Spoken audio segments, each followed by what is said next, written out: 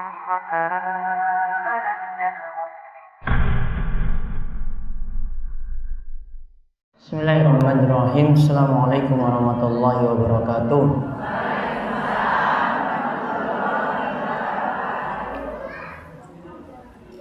Innal hamdalillah nahmaduhu wa nasta'inuhu wa nastaghfiruh wa na'udzu billahi min shururi anfusina wa min sayyiati a'malina. May yahdihillahu fala mudilla lahu wa may yudlil fala hadiya lahu. Wa asyhadu an la ilaha illallah wahdahu la syarikalah wa asyhadu anna Muhammadan abduhu wa rasuluh. Allahumma shalli ala nabiyyina Muhammad wa ala alihi wa man tabi'ahum bi ihsanin ila yaumiddin. Allahumma inna nas'aluka ilman nafi'a wa rizqan thayyiba wa amalan mutaqabbala. Allahumma inna na'udzubika min ilmin la yanfa' wa min qalbin la yakhsha wa min nafsin la tashba wa min da'watin la yustajabu laha. Alhamdulillah, para jamaah sekalian, ibu-ibu yang mugi-mugi senantiasa dirahmati dan diberkahi oleh Allah Subhanahu wa taala. Kita bersyukur atas nikmat dan karunia yang telah Allah anugerahkan kepada kita sekalian, sehingga di kesempatan sore hari ini setelah kita melaksanakan sholat asar, Allah Subhanahu wa taala memberikan kita nikmat, diberikan nikmat umur panjang dan juga diberikan kesehatan oleh Allah Subhanahu wa taala. Dan alhamdulillah di kesempatan sore hari ini kita akan mulai dari kajian pertama ini, kajian perdana khusus untuk kaum muslimah Gunung Kidul, membahas permasalahan-permasalahan ibu-ibu yang ada. Mugi-mugi usaha kerasnya untuk datang ke majelis yang mulia ini semuanya mendapatkan pahala dari Allah Subhanahu wa taala. Walaupun mungkin awalnya ada yang mendapatkan macet di jalan, ya, ini kemudian masalah karena macet di Pelayan itu enggak seperti macet di Jakarta. Dan kalau juga mengucapkan terima kasih pada ibu-ibu pengurus kajian muslimah segunung Kidul yang sudah menyusun acara pada kesempatan kali ini. Tenaga dan pikirannya telah dicurahkan untuk memulai kajian perdana ini. Begitu juga para pengurus dan takmir masjid Al-Huda, Masjid Besar Al-Huda Pelayan yang telah menyediakan tempat dan juga fasilitas yang ada. Mugi-mugi Allah juga membalas apa yang telah diusahakan dengan pahala yang melimpah di sisi Allah Subhanahu wa taala, dan mugi-mugi diberikan keistiqomahan. Untuk pembahasan kita nantinya kita akan mengkaji rutin pembahasan tafsir saking surat An-Nur. Saking surat An-Nur nanti kita bahas tuntas insyaallah.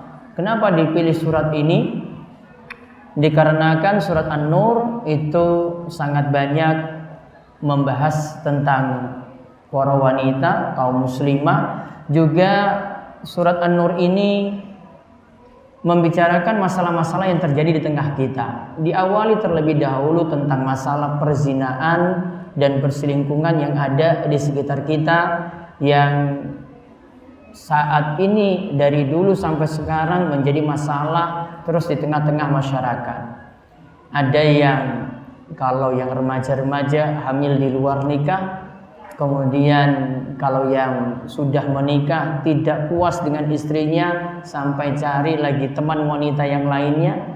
Kemudian ada beberapa faktor yang lainnya yang nanti akan dibahas. Kemudian setelah itu nantinya dibahas dalam surat An-Nur ini tentang tuduhan perselingkuhan yang ini pernah dialami oleh istri Nabi Shallallahu Alaihi Wasallam, Aisyah radhiyallahu anha. Nanti kita akan melihat juga kisah Aisyah ketika dia dituduh selingkuh. Kemudian di tengah-tengah surat An-Nur itu banyak diulas tentang adab-adab, aturan-aturan bagaimana kita itu di dalam rumah, ketika menerima tamu, ketika ingin mengucapkan salam. Ini juga diajarkan di pertengahan surat An-Nur. Baik, nantinya surat ini akan dibaca terlebih dahulu oleh Pak Ibrahim, lalu nanti kita lihat faedah-faedah yang ada dari surat ini. Nanti faedah saya urutkan, jadi urutannya dari nomor 1 sampai terakhir dari surat An-Nur. Bisa jadi sampai ayat itu selesai, bisa sampai ratusan faedah nanti yang kita ambil. Sekarang kita lihat ayat pertama dan ayat kedua. Monggo Pak Ibrahim dibacakan. A'udzu billahi minasy syaithanir rajim. Bismillahirrahmanirrahim. Suratun anzalnaha wa faradnaha wa anzalna fiha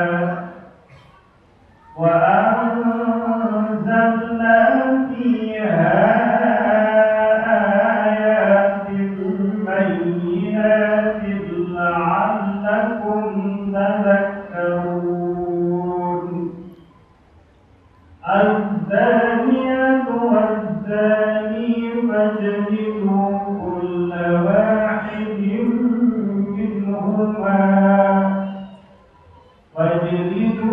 كل واحد منهما مئة جلدة ولا تأخذكم بهما رأفة في دين الله إن كنتم تؤمنون بالله واليوم الآخر وليشهد عذابهما طائفة من المؤمنين.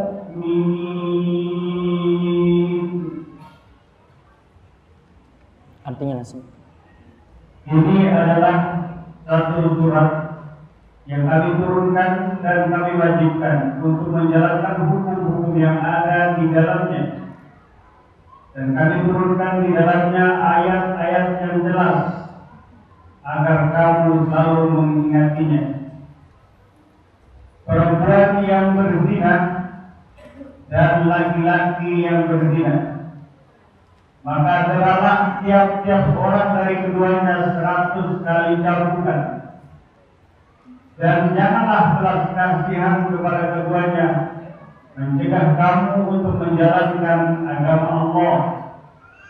Jika kamu beriman kepada Allah dan hari akhir, dan hendaklah pelaksanaan hukuman mereka disaksikan oleh sekumpulan orang-orang yang beriman.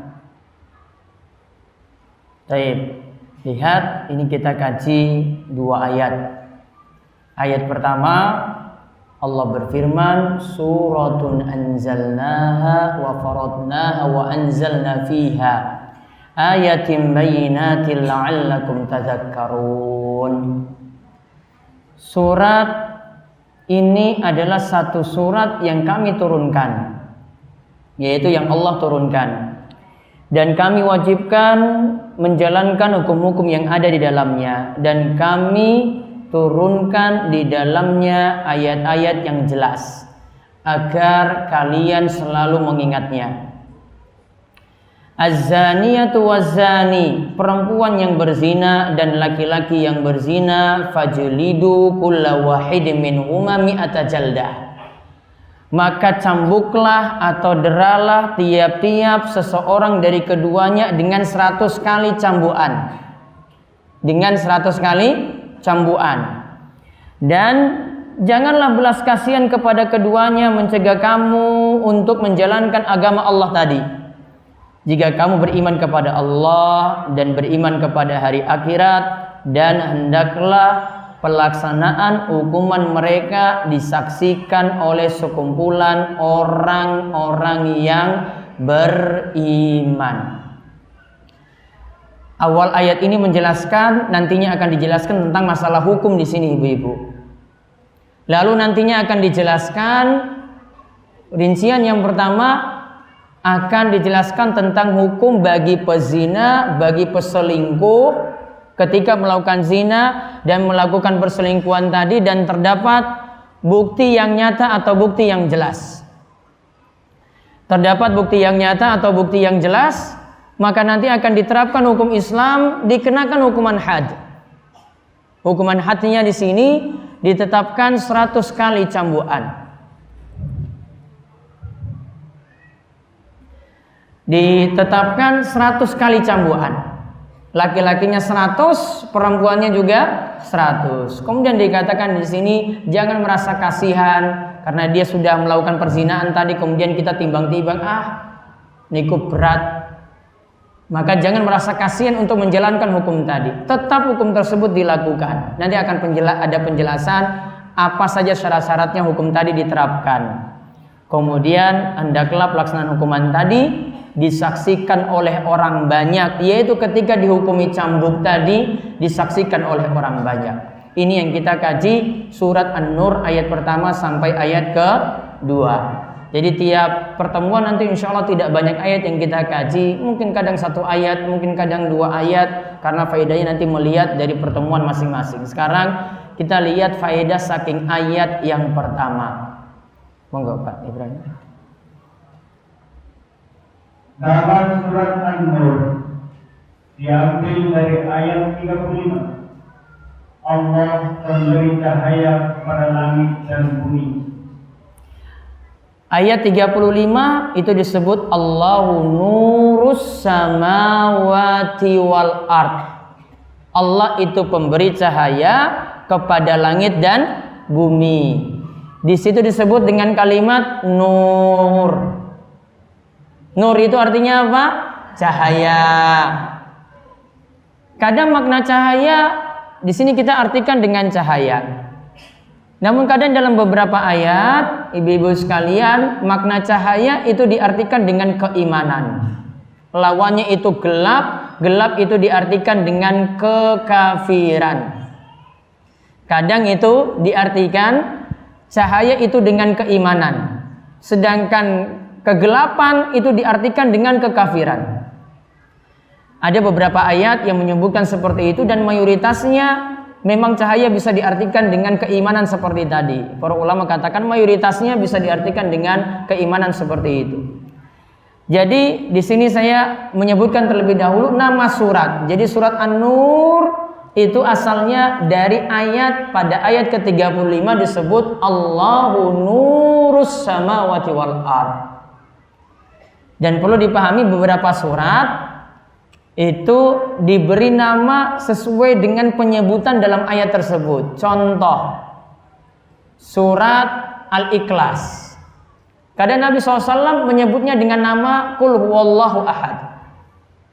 Contoh lagi surat Al-Falaq, kadang beliau menyebut dengan nama Qul a'udzu birabbil falaq, atau Nabi SAW sebut saja dengan Al-Falaq karena ada kata Al-Falaq di situ.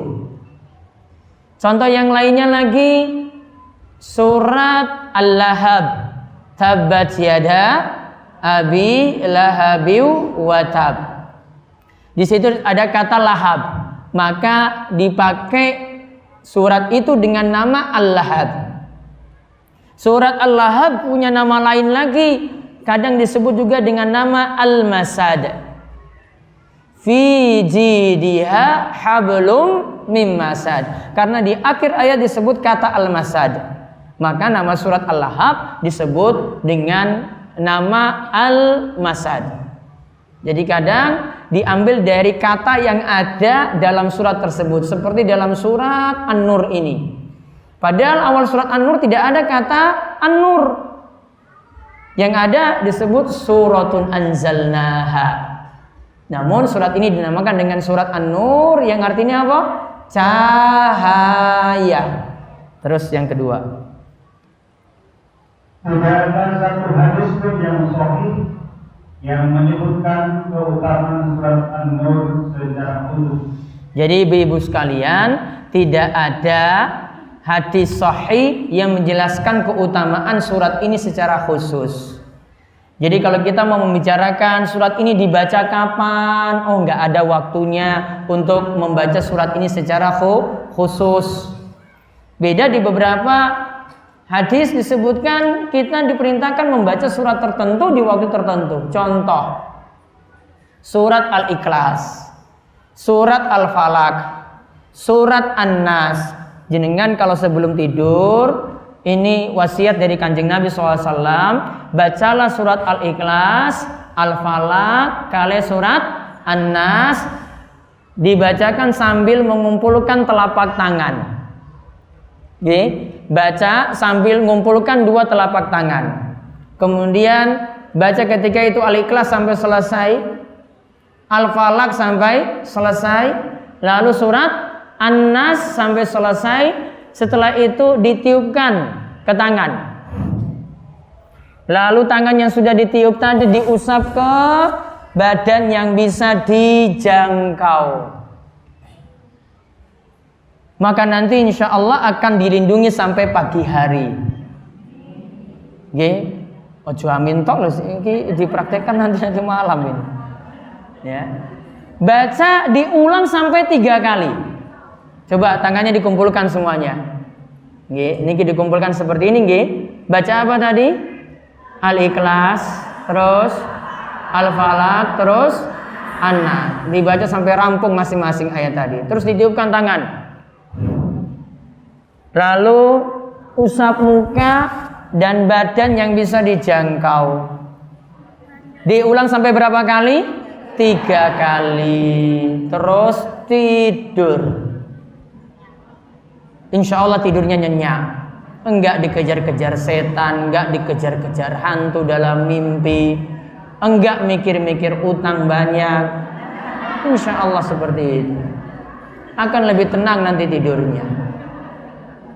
Ya, disarankan baca 3 surat tadi diulang sampai 3 kali, ditiupkan ke badan yang bisa dijangkau.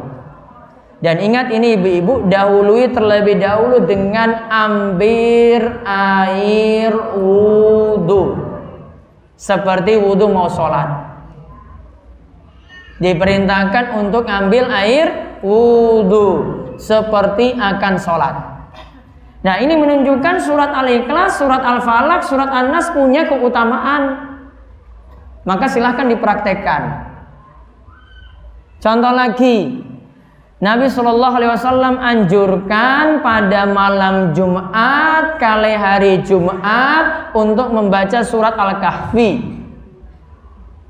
Untuk membaca surat Al-Kahfi 100-an ayat. Baca dari ayat pertama sampai terakhir. Bisa baca di malam Jumat, bisa dibaca di hari Jumat. Bisa nyicil. Malamnya separuh, ya, siangnya separuh, atau paginya separuh, boleh. Keutamaannya Allah akan memberikan penjagaan di antara 2 Jumat, diberikan cahaya di antara 2 Jumat. Ini keutamaannya lagi. Surat Al-Kahfi. Surat yang lainnya lagi surat Al-Baqarah. Al-Baqarah niku pinten juz? 2,5 juz. Kalau dibaca di rumah, maka Allah akan menjaga orang tersebut, rumahnya akan dijaga dari gangguan setan. Dijaga dari gangguan setan. Tadi dibaca surat apa? Al-Baqarah. Punya keutamaan seperti itu. Ada lagi seperti surat Al-Mulk. Tabarakalladzi biyadihil mulku wa huwa ala kulli syai'in qadir. Dibaca dari awal sampai rampung, keutamaannya yaitu akan selamat dari siksa kubur ketika surat ini dibaca sebelum tidur. Surat Al-Mulk dibaca sebelum tidur, akan selamat dari siksa kubur. Ini berarti menunjukkan ada surat-surat tertentu yang punya keutamaan. Namun kalau surat An-Nur di sini tidak ada hadis khusus yang menerangkan keutamaannya, jadi kita bebas mau baca kapanpun boleh, tidak perlu khususkan pada waktu-waktu tertentu. Yang ketiga, disebutkan bahwa surat ini diturunkan menunjukkan bahwa surat ini berasal dari sisi Allah. Kalau surat dikatakan tadi suratun anzalna, surat ini kami turunkan, berarti Allah yang menurunkannya, berarti Al-Quran, dan terkhusus surat ini berasal dari sisi Allah Subhanahu wa ta'ala. Lihat lagi nomor 4. kalau Al-Quran disandarkan pada sisi Allah, maka menunjukkan bahwa Al-Quran itu kalamullah atau firman Allah, bukanlah makhluk. Kalau Al-Quran dikatakan dari sisi Allah, berarti Al-Quran itu kalamullah, perkataan Allah, firman Allah, bukan makhluk, bukan produk manusia, bukan produknya Nabi Muhammad, bukan hasil ciptaannya Jibril. Namun ini adalah wahyu dari Allah Subhanahu wa ta'ala. Sehingga tidak boleh ada yang protes kalau keluar ayat-ayat dalam Al-Quran. Oh, ayat ini memerintahkan pakai jilbab. Gak boleh bilang, wah ini kan Nabi Muhammad SAW yang buat-buat. Ini Allah yang perintahkan, karena ini adalah kalamullah, ini firman Allah. Gak bisa dibuat-buat. Tidak boleh dikatakan ini produknya orang Arab, karena ini adalah firman Allah. Allah yang berkata, disampaikan pada Jibril. Jibril itu sampaikan kepada Nabi kita Muhammad Sallallahu Alaihi Wasallam. Sehingga dari situ, ibu-ibu kalau baca Al-Quran diperintahkan untuk berwudu. Karena yang dibaca sini adalah firman Allah. Terkhusus kalau nyentuh mushaf Al-Quran. Nabi SAW mengatakan, la yamussul Quran illa tahir. Tidak boleh menyentuh Al-Quran kecuali orang yang suci. Allah juga berfirman, la yamussul Quran illal mutahharun. Tidak boleh menyentuh mushaf Al-Quran tadi kecuali orang-orang yang disucikan. Berarti kalau mau menyentuh Al-Quran, la yamussuhu illal mutahharun. Tidak boleh menyentuhnya yaitu Al-Quran kecuali orang-orang yang disucikan. Berarti kalau menyentuh Al-Quran, ini karena firman Allah dalamnya, mesti dalam keadaan berwudu. Pegang mushaf itu mesti dalam keadaan berwudu. Sehingga wanita haid tidak boleh menyentuh Al-Quran yang disebut mushaf secara langsung. Karena wanita haid yang lagi batal itu tidak dalam keadaan suci. Tidak dalam keadaan suci tidak disebut tahir. Tidak disebut mutahharun. Sehingga para ulama beri solusi yang pertama, kalau ibu-ibu lagi batal, pingin baca Quran, yang pertama, pakai Al-Quran terjemah. Niki Al-Quran terjemah, konten terjemahan. Kalau tidak, yang kedua, kalau ibu-ibu lagi batal ingin baca Al-Quran, pakai sarung tangan atau pakai kain untuk buka, masih boleh. Namun kalau menyentuh langsung tidak boleh kalau itu mushaf. Sedangkan kalau Al-Quran terjemahan tidak disebut mushaf.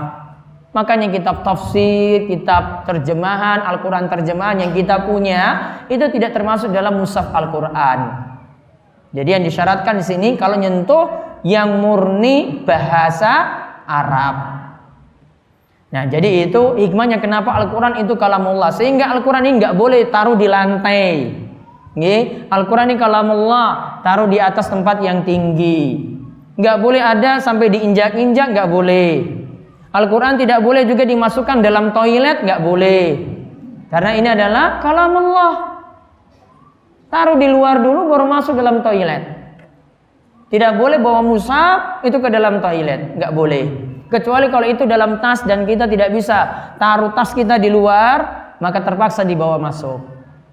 Ya, ini konsekuensi akibat dari kita meyakini Al-Quran itu kalamullah, firman Allah, bukan perkataannya Nabi Muhammad, bukan perkataannya makhluk. Kalau ini dikatakan ini produknya Nabi Muhammad SAW, Nabi Muhammad tidak bisa baca tulis. Nabi Muhammad tidak bisa baca tulis.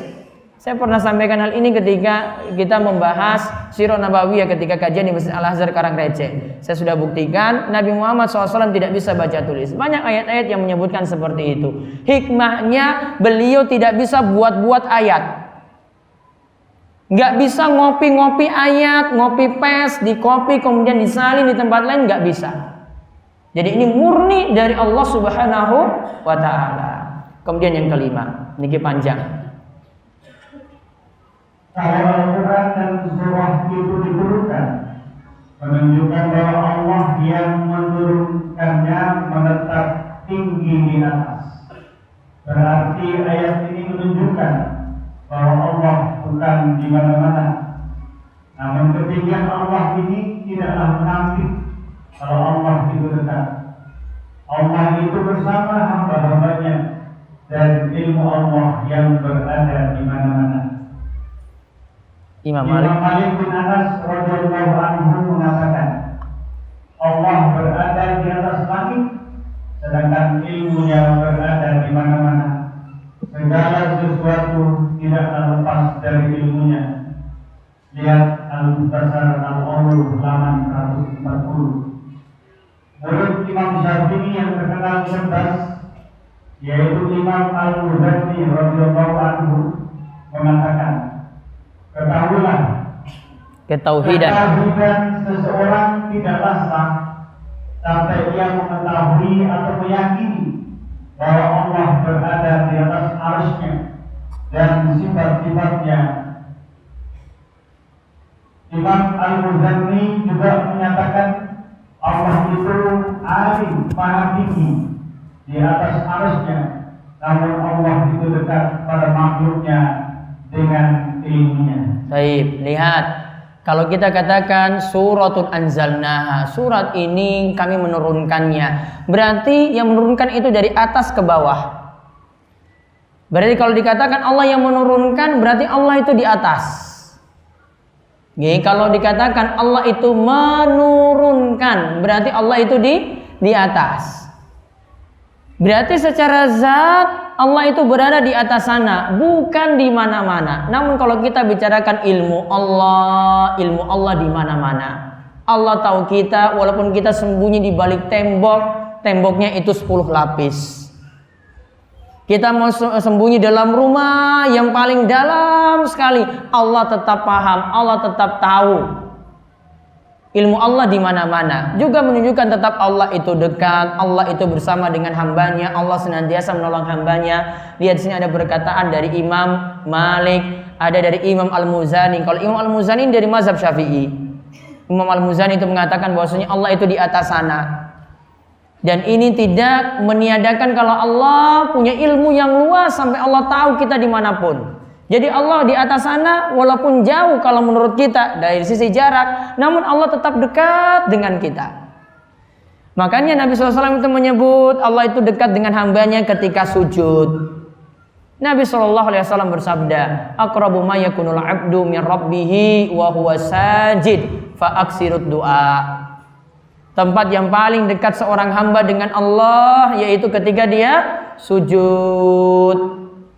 Maka perbanyaklah doa ketika itu, yaitu perbanyaklah doa ketika sujud. Namun dengan catatan, ada 2 syarat perbanyak doa ketika sujud. 1, tidak boleh lambat dari imam kalau sholat berjamaah. Yang kedua, tidak boleh pakai bahasa Indonesia, harus pakai bahasa Arab. Dalam mazhab Syafi'i itu mengatakan kalau doanya itu pakai bahasa non-Arab, bukan pakai bahasa Arab, sholatnya malah tidak sah. Dikarenakan ada bahasa manusia, dikarenakan ada kalam manusia. Intinya kita kembali pada hadis tadi, tempat yang paling dekat seorang hamba dengan Allah yaitu ketika kapan? Ketika sujud. Maka setelah kita baca subhana rabbiyal a'la, subhana rabbiyal a'la, subhana rabbiyal a'la, tambah lagi dengan doa. Rabbighfirli wa liwalidayya warhamhuma kama rabbayani shaghira. Rabbana la tuzigh qulubana ba'da idh hadaitana wa hab lana min ladunka rahmah innaka antal wahhab. Ya, ini doa walaupun ini dari ayat-ayat tidak masalah karena kita baca ayatnya tujuannya baca doa, bukan lagi baca Al-Qur'an. Jadi baca ayat yang isinya itu doa dibaca saat sujud itu tidak masalah. Karena niatan kita bukan tilawah Quran, namun niatan kita adalah lagi baca doa. Terus yang ke-6. Imam Mujahid dan Qatadah radhiyallahu anhu mengatakan bahwa ayat surah ini kami turunkan maksudnya adalah surah ini berisi penjelasan halal, haram, perintah, larangan hingga masalah hudud atau had. Lihat, Nah, itu dari tafsir Al-Quran Al-Azim. Terus hukuman had adalah hukuman badaniyah dengan cara dan kadar tertentu dikenakan karena hak Allah yang dilanggar. Jadi maksudnya sini ibu-ibu sekalian, kalau dikatakan surat ini kami turunkan, pengertian lain dari Imam Mujahid dan Imam Qatadah, mereka katakan bahwasanya maksudnya dalam surat ini Allah jelaskan yang halal, Allah jelaskan yang haram, dijelaskan tentang masalah perintah, dijelaskan tentang masalah larangan, hingga masalah hukuman hudud. Apa yang dimaksudkan hukuman hudud? Di Indonesia belum diterapkan. Namun kalau di Saudi Arabia, kalau ada tukang sihir, tukang santet, digantung, dihukum mati, dipenggal lehernya. Kalau ada yang nyolong, potong tangan. Ya, kalau ada yang nyolong, potong tangan. Kalau ada yang selingkuh, nah ini yang nanti kita bahas, apa hukumannya. Ya, kalau disebut hukuman had, itu berarti hukuman dengan aturan tertentu yang sudah ditetapkan dalam syariat agama kita. Jadi kadarnya, aturannya sudah tertentu. Ini kalau terapkan hukum Islam tidak bisa dibuat-buat. Nanti ada hikmahnya. Kok sampai dihukum keji seperti itu menurut kita? Namun menurut agama kita itu tidak keji. Ini hukuman yang pas. Wong dia nyolong, dihukum potong tangan. Kenapa nggak dihukumi potong kepala? Wong karena tangannya yang nyolong. Ya, karena tangannya yang nyolong. Kalau kedua kali dia itu nyolong, ini tangan ini sudah dipotong, ya. Kedua kali dia lakukan lagi, maka dipotong silang, kaki kirinya yang dipotong. Karena nggak mungkin dua-duanya. Kalau dua-duanya, kasihan dia makan bagaimana? Sampai dipertimbangkan seperti itu. Ya, jadi dipotong silang. Ya, ini tangan kanan, kemudian ganti kaki kiri kalau kedua kali. Kalau kita mungkin anggapannya wah keji sekali, berarti kalau sudah dua kali nanti potong dua-duanya. Sekarang kalau dua-duanya, kasihan, gimana cara makan? Sudah dipertimbangkan seperti itu. Hukumannya adil dalam agama kita. Kalau nyolong ya sudah potong tangan, nggak mungkin potong kepala. Kalau bunuh orang, hukumannya qisas. Bunuh dibalas bunuh. Bunuh orang dibalas bunuh orang. Pantas. Coba kalau kita keluarga kita, ya mungkin diantara anak itu ada yang dibunuh oleh orang lain, kita nggak terima. Nggak ada yang terima. Pasti keluarganya nuntut. Pokoknya itu juga hukuman mati. Maka Islam balasnya sama. Bunuh dibalas dengan bunuh. Karena kalau itu dibebaskan, ini sudah bunuh orang, terus cuma hukumannya berapa? 2 tahun penjara. Keluarga nggak akan terima. Masa dia bunuh orang, bunuh anak saya, kemudian hukumannya cuma segitu saja, nggak terima. Maka dalam hukum Islam, alhamdulillah ditetapkan dengan hukum yang sangat-sangat adil. Lihat lagi yang ketujuh. Dalam surat An-Nur ini disebutkan hukum yang hendaknya diikuti. Surah ini diturunkan sebagai penjelas agar manusia bisa mengambil pelajaran. Jadi dijelaskan hukum-hukum di sini supaya manusia nantinya bisa mengambil pelajaran. Sekarang kita lihat ayat kedua tadi. Tadi kan disebutkan laki-laki, perempuan pezina dan laki-laki pezina, maka hukumannya 100 kali dera, 100 kali cambukan. Sekarang baca nomor 8. Wanita pezina dan laki-laki sama-sama didera dengan 100 kali cambukan. Ini berlaku bagi pezina yang masih bujang. Namun bagi yang telah menikah, maka dikenai hukuman rajam sebagaimana kisah wanita Juhainah. Kalau masih bujang, hukumannya 100 kali cambukan masing-masing laki-laki dan perempuan. Namun kalau sudah menikah, selingkuh, maka hukumannya kalau dalam agama Islam hukuman rajam. Rajam itu apa? Dilempar dengan batu sampai mati. Ulang ya, hukumannya apa? Rajam. Rajam ini apa? Dilempar ngangge watu sampai mati. Kenapa kok nggak dipenggal saja langsung? Ya, kenapa nggak langsung dipenggal saja lehernya? Kan sama-sama juga mati kan? Nih, karena ibu-ibu sekalian pahami, orang yang selingkuh itu enaknya dari atas sampai bawah. Betul nggak? Betul atau enggak ibu-ibu? Saya nggak suruh selingkuh. Ya. Namun kalau yang dirasakan dari atas sampai bawah, maka kalau cuma dihukum penggal saja sekali mati selesai, tidak pas. Namun karena dia nikmati 1 jam 2 jam dengan wanita simpanannya, maka pantas dihukumi rajam sampai mati. Atas sampai bawah harus rasakan susahnya seperti apa. Ada seorang wanita di sini sebut wanita Juhainah. Dia ketika itu sudah hamil besar. Datang pada Rasul Shallallahu Alaihi Wasallam, wahai Rasulullah, saya ingin dihukum rajam. Benar kamu sudah selingkuh? Iya wahai Rasulullah, saya sudah selingkuh.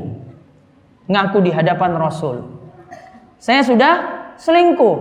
Benar kamu ini selingkuh? Karena Rasulullah SAW harus dapat bukti dulu. Kalau tidak ada bukti berarti perempuan ini kalau sudah ngaku berarti betul. Maka ketika itu Rasulullah kasihan pada wanita ini. Kenapa kasihan? Wanita ini dalam keadaan apa? Hamil.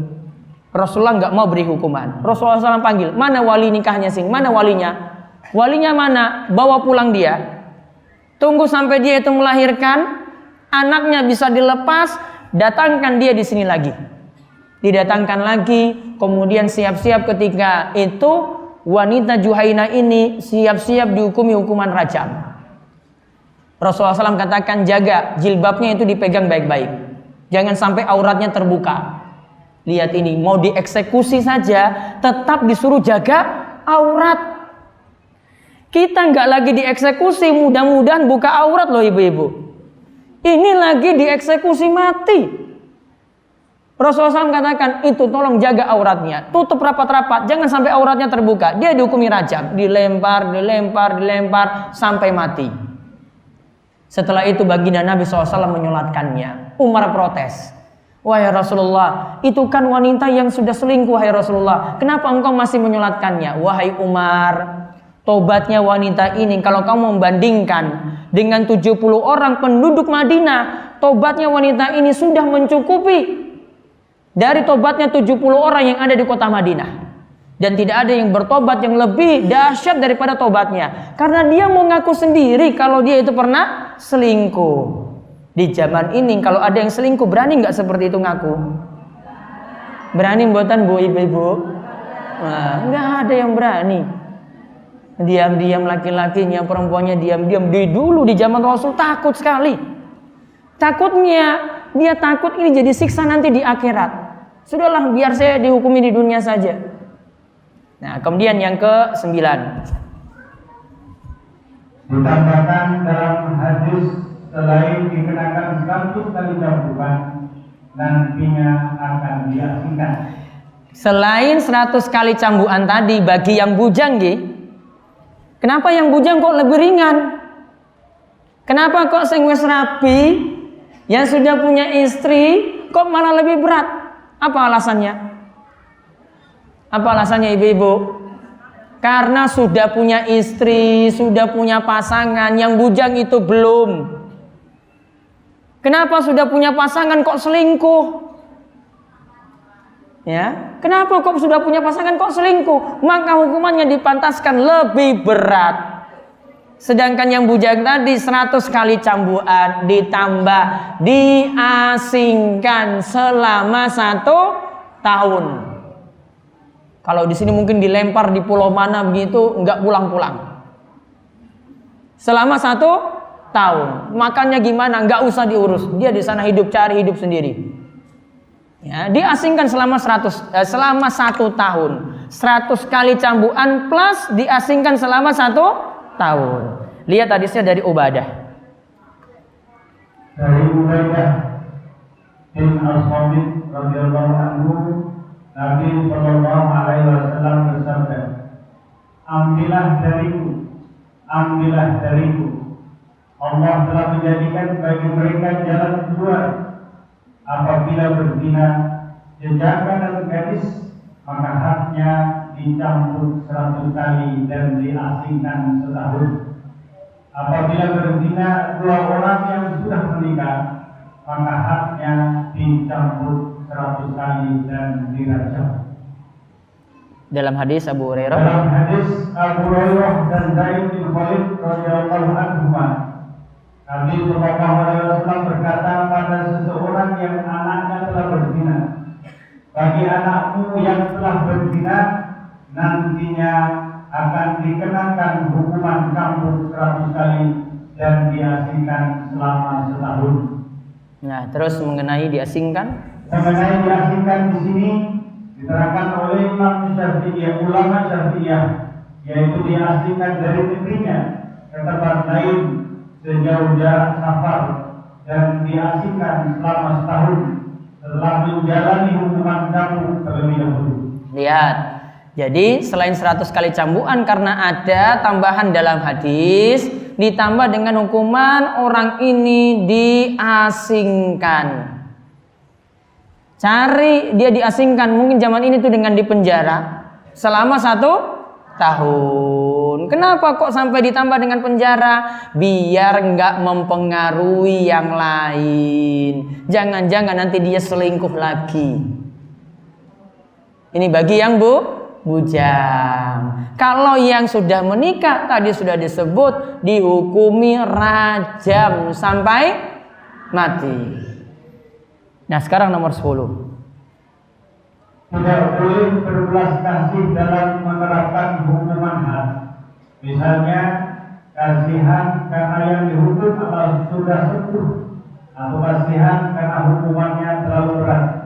Padahal hikmah dijatuhkan hukuman had diantaranya adalah sebagai penebus dosa atau kafarat. Jadi perlu dipahami, orang dihukumi hukuman had seperti ini kalau dia bertobat lalu dia dieksekusi 100 kali cambukan, atau kalau sudah menikah dieksekusi mati tadi dengan hukuman rajam, itu tetap jadi penghapus dosa.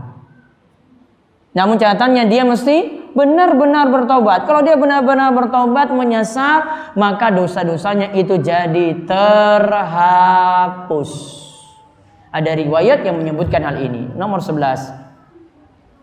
Hukuman had diterapkan kalau memang yang berbuat zina berterus terang atau terdapat saksi. Hukuman ini diterapkan ibu-ibu tidak hanya langsung diterapkan saja, nggak boleh karena sekedar tuduhan. Mesti ada saksi. Saksinya nanti akan kita bahas berapa orang.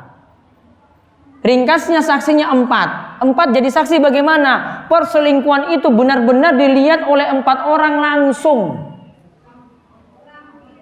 Ya, dilihat oleh 4 orang langsung. Jadi ini lagi selingkuh langsung lihat, oh ini betul-betul benar-benar selingkuh ini. Kalau 1 belum, 2 belum, 3 belum, sampai 4 nonton bareng. Ya. Kenapa syarat ini diterapkan? Ibu-ibu perlu pahami, ini syarat yang sangat-sangat berat sekali. Karena nggak mungkin ada yang selingkuh 4 orang nonton langsung bareng, itu nggak ada. Maka jarang kasus perselingkuhan itu terbuka dikarenakan ini sulit untuk dibuktikan. Makanya yang ada tadi bisa diterapkan itu kalau orang yang selingkuh ngaku.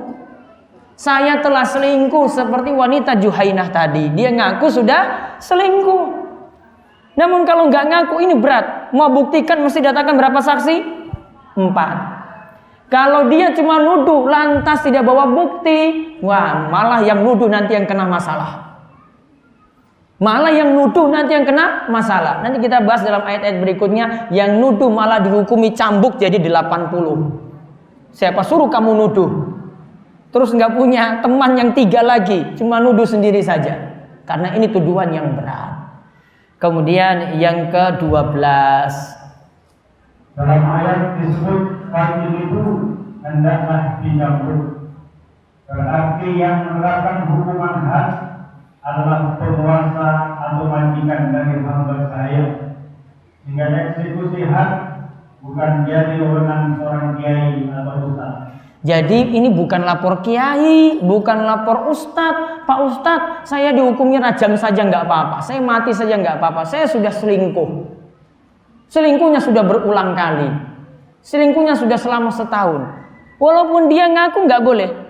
Kiai bukan punya wewenang di sini, ustadz bukan punya wewenang, yang punya wewenang itu penguasa. Berarti kalau diterapkan hukum Islam ini baru diterapkan. Kalau tidak, mendingan taubat dengan segera. Solusinya adalah taubat. Terus yang ke-13. Apakah seseorang harus melaporkan tindakan zinanya pada penguasa sehingga mendapat hukuman had, atau sebaiknya menyembunyikannya sembari bertaubat? Nah, seandainya di sini terapkan hukum Islam, ada dua pilihan, mau ngaku ataukah sembunyikan. Ibu-ibu pilih yang mana? Jenengan nggak selingkuh. Kira-kira kalau di posisi itu, milih yang mana? Sembunyikan apa ngaku? Orang wani paling kabeh itu. Tenan. Iya, ini berat sekali loh ini kalau ngaku. Ini saya ringkas, nomor 13 saya ringkas. Intinya kalau memang sulit tobat dan memang dia itu sadar bahwasanya saya tobatnya itu kalau diberi hukuman had saja, diberi hukuman cambuk saja, mendingan ngaku. Namun kalau dia bisa tobat langsung, apalagi tidak diterapkan hukum Islam di negara ini, maksudnya hukuman had di negara ini, maka baiknya dosanya tadi sembunyikan rapat-rapat. Tidak boleh dibuka. Apa yang sudah Allah tutup, tutup rapat-rapat. Dan bertekad tidak boleh mengulanginya lagi di masa akan datang. Caranya gimana tidak mengulanginya lagi? Laki-laki yang berselingkuh dengannya harus dijauhi. Ya, harus dijauhi. Nggak boleh ada kontak teleponnya lagi, nggak boleh ada kontak WA-nya lagi, nggak boleh. Kenapa nggak boleh ada? Cinta lama bersemi kembali. Paham toh ibu-ibu? Ya, cinta lama bersemi kembali. Ya, ini walaupun sudah sepuh loh. Kalau punya dulu mantan ketika SMP atau SMA itu kadang kayak gitu juga. Cinta lama bersemi kembali. Wah, teringat lagi. Makanya teman lama yang rusak nggak usah lagi balik-balik. Jadi hidup jadi nggak tenang. Jadi intinya mendingan sembunyikan itu rapat-rapat. Selama Allah itu tutup, maka jaga itu, jangan dibuka-buka. Ada hadis yang saya sebutkan di sini. Kalau Allah sudah tutup rapat-rapat, tidak boleh membuka tirai yang telah Allah tutup. Ini berarti diantara nikmat juga. Allah tidak buka aib ini. Maka sembunyikan itu rapat-rapat. Nomor 14. Di halaman baliknya langsung ibu-ibu, biar cepat rampung. Kenapa berzina perempuan disebut lebih dahulu, barulah berzina laki-laki? Nah ini ibu-ibu lihat ayat tadi disebut az-zaniyatu waz-zani, pezina perempuan dan pezina laki-laki. Kok disebut perempuan dulu? Harusnya kan paling ibu-ibu protes, ingin protes. Wah kok wedok sek iki kok ora lanang? Bukankah yang buat masalah itu laki-laki? Ini disebutkan alasannya. Nanti perhatikan alasan ini baik-baik. Kenapa perempuan disebutkan lebih dahulu? Tolong tidak protes. Paham nggih? Mohon nggak protes tulisan ini. Karena saya cuma nukil dari para ulama. Ini tak gowo kitab iki langsung. Kalau mau protes sama ini. Ini ulama yang nulis, bukan saya. Baca yang pertama, lihat baik-baik. Para ulama menyebutkan, pertama, wanita yang sering tabarruj atau mempercantik diri dengan dandanan menor sehingga membangkitkan syahwat. Nah, wis ngerti toh? Nah, ada lanang sing dandan menor ada? Mboten. Ya, ibu-ibu dijaga ketika keluar rumah. 1, 2. Wanita yang juga mempersilahkan laki-laki untuk menyetubuhinya, namun jika terjadi paksaan tidak ada hukuman had. Kadang sudah ini dia itu dirayu-rayu, wanita juga ada yang mempersilahkan. Ya, karena kalau tidak mempersilahkan tidak mungkin terjadi perselingkuhan. Iya toh? Kalau tidak mempersilahkan tidak mungkin terjadi perselingkuhan. Yang ketiga, syahwat wanita itu lebih tinggi dibanding pria. Itu umumnya. Wah, ini saya nggak tahu nih benar atau enggak.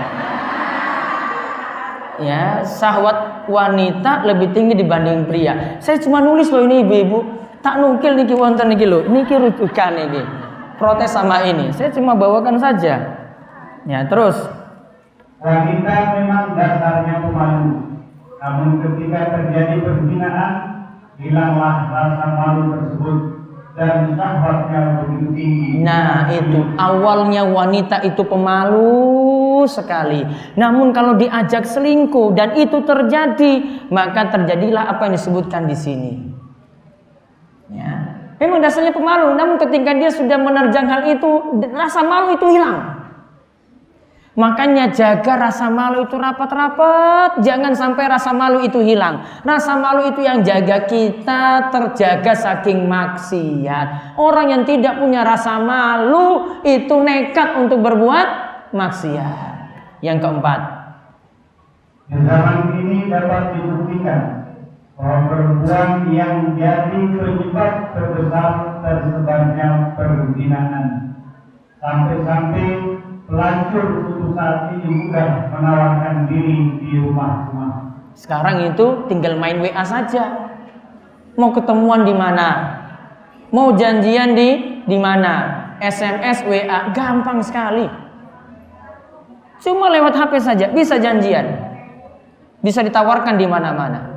Yang kelima, kerugian terbesar dari perzinahan dan perselingkuhan diderita oleh perempuan dibandingkan laki-laki. Ketika sudah terjadi, rasa malu karena perut puding tentu sulit disembunyikan oleh kaum hawa. nah itu ibu-ibu. Kenapa disebutkan perempuan dulu? Kalau ini terjadi dan sampai hamil, yang malu siapa? Wanita, sing lanang apa sing wedok? Perempuan yang punya malu besar. Perutnya yang dia bawa, laki-laki gak akan malu. Dia bisa lari, bisa kabur, bisa gak tanggung jawab, bisa. Namun kalau perempuan, dia mau sembunyikan ini di mana? Betul gak ibu-ibu? Betul.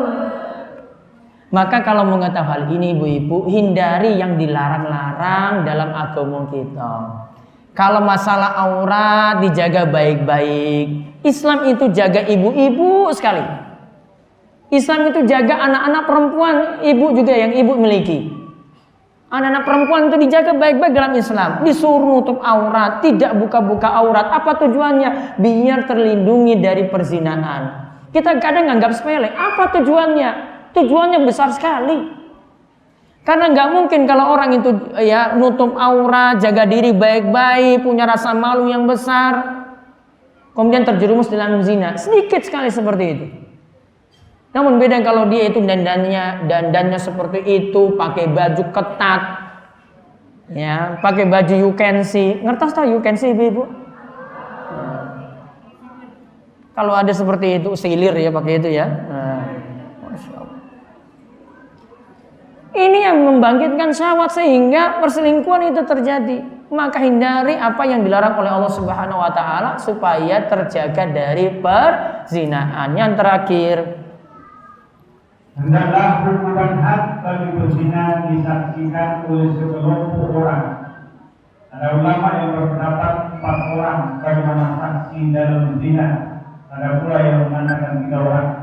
Di antara hikmah perlu disaksikan sekelompok orang ketika eksekusi had adalah a.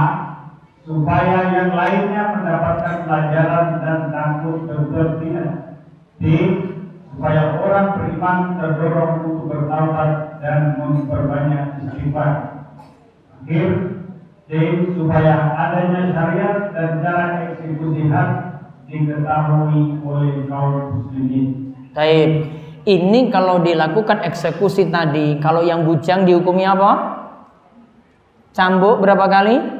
100. Kalau yang sudah nikah, rajam, dilempar batu sampai mati. Ini tidak dilakukan sembunyi-sembunyi untuk eksekusinya, namun di depan halayak ramai. Kalau di kerajaan Saudi Arabia biasanya pada hari Jumat, ini misalnya Masjid Al-Huda, di depannya itu dilakukan eksekusi. Maka diumumkan, wahai warga pelayan, ini ada yang sudah selingkuh, dihukumi rajam, silahkan datang nonton. Kayak gitu loh pengumumannya. Kenapa sampai diajak orang banyak untuk lihat? Yang pertama, biar orang nggak berani untuk selingkuh. Biar nggak berani selingkuh, wah ternyata hukumannya itu keras sekali. Jadi takut. Yang kedua, biar orang beriman semuanya itu perbanyak tobat, baca-baca istighfar, astagfirullah. Mudah-mudahan saya tidak terjerumus. Yang ketiga, biar orang-orang tahu dalam agama kita itu ada syariat semacam ini. Wallahu a'lam bishawab. Ada pertanyaan dulu? Sana. Ibu-ibu boleh nanya langsung, boleh tertulis. Monggo sing langsung. Ya, langsung, Bu. Assalamualaikum warahmatullahi wabarakatuh. Waalaikumsalam warahmatullahi wabarakatuh. Bahasan tentang perlindungan di masyarakat ini memang memberikan. Saya ada 3 pertanyaan singkat saja. Pengasinan terhadap 2 berzina 1 tahun, itu apakah kedua-duanya ditempatkan di satu tempat yang sama atau dipisahkan? Engkau dibaleni meneh malahan. Kalau jadi satu kan malah jadi bulan maju. Ya, boten jadi setunggal. Ya. Yang satu di sini, satu di sana. Nggih. Jadi dipisah, Bu. Nggih, terus. Pertanyaan yang kedua, zina itu akan dihukumi dengan hukum Islam apabila ada 4 orang saksi yang melihat secara langsung. Tapi maling kan nggak ada yang mau ngaku. Misalnya tadi tanpa saksi harus ngaku duluan baru dihukum. Kalau menunggu 4 orang menonton perzinahan itu nggak mungkin. Jadi kalau menunggu perzinahnya itu ngaku, itu juga nggak mungkin. Nggak ada yang mau ngaku. Ya. Baik. Nah, Terus. lalu solusinya seperti apa, Pak?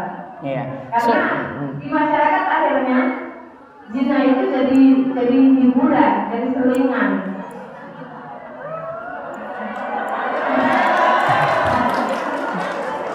Solusinya nantinya akan kita bahas. Ini kita dereng rampung nih, masih ada lanjutan. Nanti ketika itu, ini kalau di hukum pengadilan agama ada pembahasan ini ada. Yaitu nanti dua-duanya. Ini kalau suami nuduh istrinya selingkuh, suami nggak mampu datangkan bukti, maka dia harus berani masuk di persidangan, kemudian nanti saling doakan laknat. Namanya li'an. Suami nanti bersumpah, demi Allah, saya telah melihat istri saya itu selingkuh. Kalau memang saya itu dusta, laknat Allah untuk saya. Kalau istrinya ngaku bahwasanya dia tidak selingkuh, dia harus berani juga. Istri nanti dia bersumpah lagi, demi Allah, saya bersumpah kalau seandainya saya itu selingkuh, laknat Allah untuk saya. Nah, ini kalau sudah pakai laknat ini, doa jelek seperti ini, nanti tunggu saja nanti akibatnya siapa yang akhirnya dijatuhi siksa. Ya, ini biasanya kalau dia sudah tahu dia itu salah, itu baru terbukti.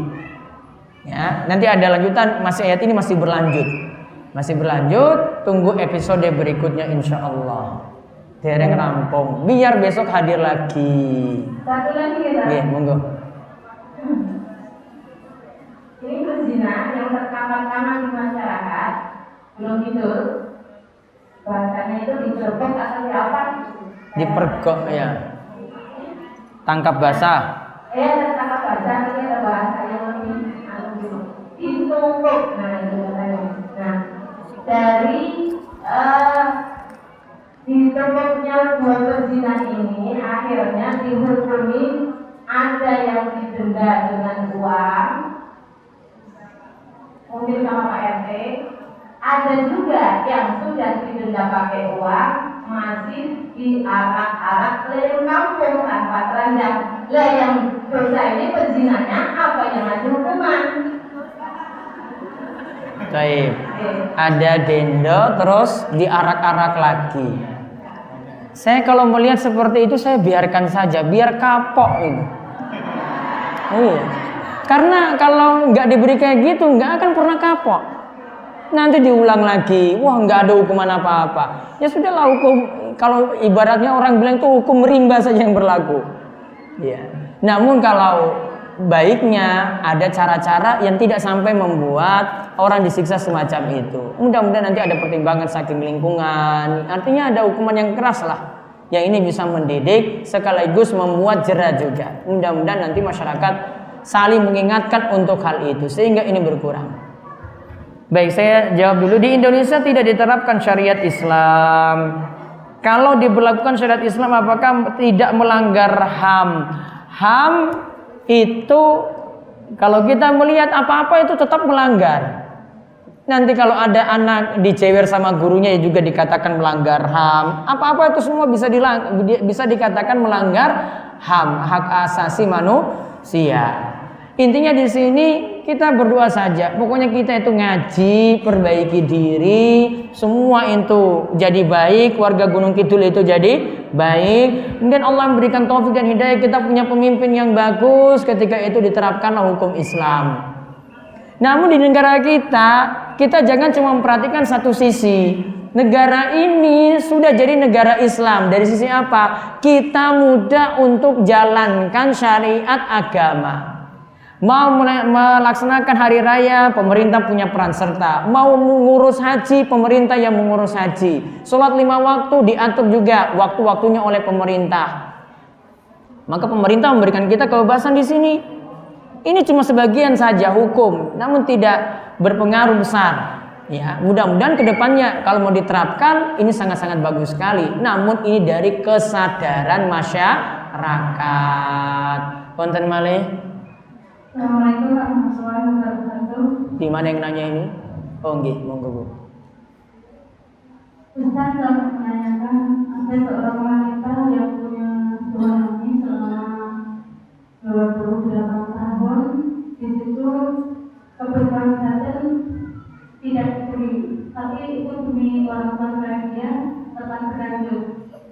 Kemudian suami memberikan izin untuk menikah dengan orang lain dengan alasan agar mempunyai anak. Suami mengizinkan untuk tidak pilih dengan orang lain. Berarti suami mengizinkan perempuan ini nikah lagi dengan laki-laki lain? Iya. Dengan cara siri? Iya. Itu yang itu dosanya kedua kita atau baik. Berarti suaminya jadi dua? Ya, bukan dua, cuma ingin aman saja, Pak. Baik. Ya. Yang suami pertama kan belum cerai. Ya bagaimana itu karena dia tidak mau menceraikan. Suami pertama nggak mau menceraikan. Baik. Dia memberikan izin untuk merelasi kalau sudah punya anak sudah bagaimana? Tidak boleh dengan laki-laki kedua statusnya zina. Ya betul Pak. Terus itu kalau yang perempuan minta cerai itu kan lebih baik. Kalau memang nikah dengan yang pertama niku resmi, nanti tinggal mengurus di pengadilan agama biar diselesaikan. Ya, kalau suami nggak mau ceraikan itu ada jalurnya, namanya khulu. Khulu itu artinya gugat. Ya, berarti boleh menceraikan gitu ya Pak? Nanti urusannya dengan pengadilan agama. Ya. Ada jalurnya sendiri. Maka kalau suaminya nggak mau ceraikan, istrinya ingin pisah, tuntut di pengadilan agama. Saya mau pisah dengan suami saya. Nanti pengadilan yang nanti akan pisahkan.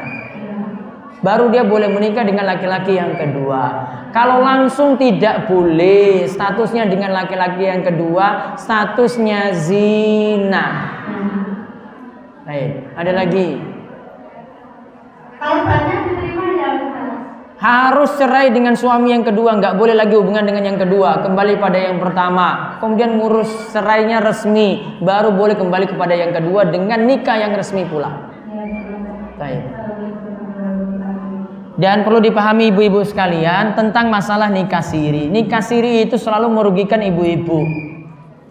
Tidak punya kekuatan hukum.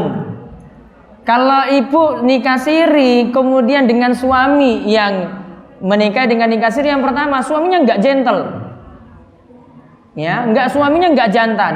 Kenapa kalau dengan istri yang pertama, misalnya punya istri yang pertama, kenapa dengan istri kedua kok nggak berani nikah resmi?